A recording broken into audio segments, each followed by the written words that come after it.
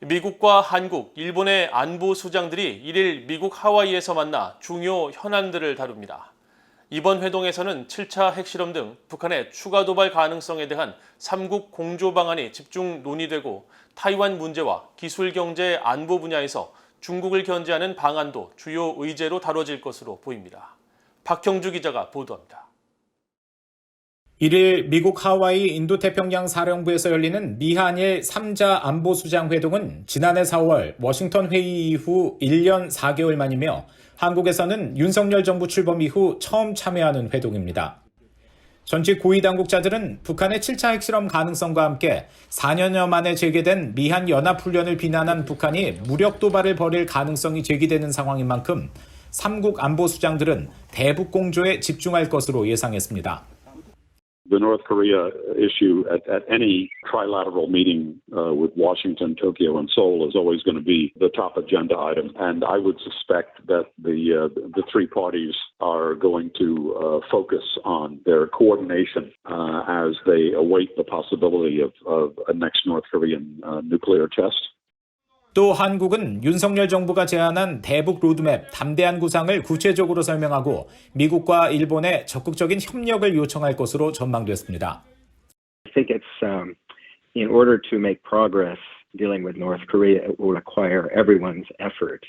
And so I'm sure that the South Korean government hopes to obtain the understanding and support of the United States and Japan by providing this briefing on their intentions.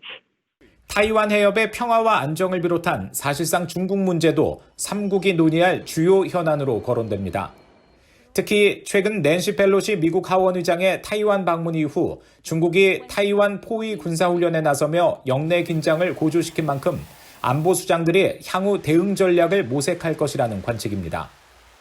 All three countries agree. The PRC reaction to Speaker Pelosi's visit was excessive and inappropriate. So it's quite natural for this to be an area of focus for the three national security advisors. Also natural for them to discuss sort of what's next, what other steps might China take, how we can cooperate as allies to address those. 이른바 기술 경제 안보 영역도 미한일 3국의 공동 관심사입니다. 특히 바이든 행정부가 공급망과 반도체 등 첨단 기술 분야에서 마음이 같은 동맹 파트너와 협력을 강화하기 위해 추진하는 인도태평양 경제 프레임워크 IPEF, 반도체 공급망 협의체 칩4와 관련해 한국과 일본의 역할을 구체화하는 방안도 협의할 것으로 보입니다. 한국 측에선 미국의 인플레이션 감축법으로 인해 한국산 전기 자동차가 보조금 대상에서 제외된 문제를 짚고 넘어간다는 계획입니다. 이와 관련해 로버트 랩슨 전 주한 미 대사대리는 양측이 사안의 민감성을 감안해 조용한 협의를 통해 진전 방안을 모색하려는 것 같다며 이 문제는 제이크 설리번 보좌관과 김성한 한국 국가안보실장 간 양자 회동에서 다뤄질 수 있다고 전망했습니다. VOA 뉴스 박형주입니다.